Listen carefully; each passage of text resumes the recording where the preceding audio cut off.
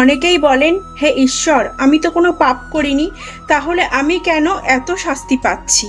আপনাদের এই কথার উত্তর স্বয়ং শ্রীকৃষ্ণ মহাভারত যুদ্ধের শেষে গান্ধারীকে দিয়েছিলেন। মহাভারত যুদ্ধের শেষে গান্ধারী শ্রীকৃষ্ণকে রাগ এবং দুঃখ কষ্ট থেকে অভিশাপ দেন যে আমি যেভাবে আজকে শেষ হলাম, একদিন তুমিও সবকিছু হারিয়ে একাকী মৃত্যুবরণ করবে। এবং ক্ষোভের মাথায় তো অভিশাপ দিলেন, কিন্তু তারপর অনুতপ্ত হয়ে শ্রীকৃষ্ণকে জিজ্ঞেস করলেন, প্রভু, আমি কি এমন পাপ করেছি যে এত শাস্তি তুমি আমাকে দিলে? আমি রাজার মেয়ে, দেখতে সুন্দরী, তাও আমি অন্ধ সেজে থাকি, চোখে কাপড় বেঁধে। আমার স্বামী জন্মান্ধ, আমি রানী হয়েও কখনো রানীর মর্যাদা পাইনি। 100 সন্তানকে চোখের সামনে হত্যা করে সন্তান হারানোরও দুঃখ যন্ত্রণা দিলে।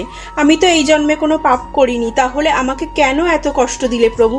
শ্রীকৃষ্ণ বললেন, দেবী, এই জন্মে তুমি কোনো পাপ করনি, কিন্তু 100 বছর আগে তোমার কৈশোরী বয়সে তুমি 100টি প্রজাপতির চোখে ঘাসের শীষ বেঁধে সেটি দিয়ে মালা বানিয়ে বিয়ে খেলেছিলে। এর কারণে তুমি অন্ধ স্বামী পেয়েছো, আর নিজেকেও চোখে কাপড় বেঁধে তোমাকে অন্ধ সেজে থাকতে হয়। প্রজাপতিকে তুমি মেরেছিলে, তারাই তোমার সন্তান রূপে জন্ম নিয়েছে এবং তাদের মৃত্যু তোমাকে চোখের সামনে দেখতে হয়েছে, সন্তান হারানোর কষ্ট তোমাকে পেতে হয়েছে। দেবী, তোমার তো আনন্দ পাওয়ার কথা যে শত শত জন্ম ধরে এই কষ্ট তোমাকে ভোগ করতে হয়নি, এক জন্মে তুমি এর শাস্তি পেয়ে গেলে।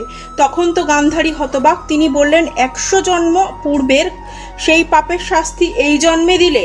কৃষ্ণ বললেন, কর্ম অনুযায়ী পুণ্যের ফল পাওয়ার পরে পাপের ফল পাওয়া শুরু হয়। তুমি 100 বছর পুণ্যের ফল পেয়েছো এবং এই জন্মে তোমাকে সমস্ত পাপের ফল ভোগ করতে হলো।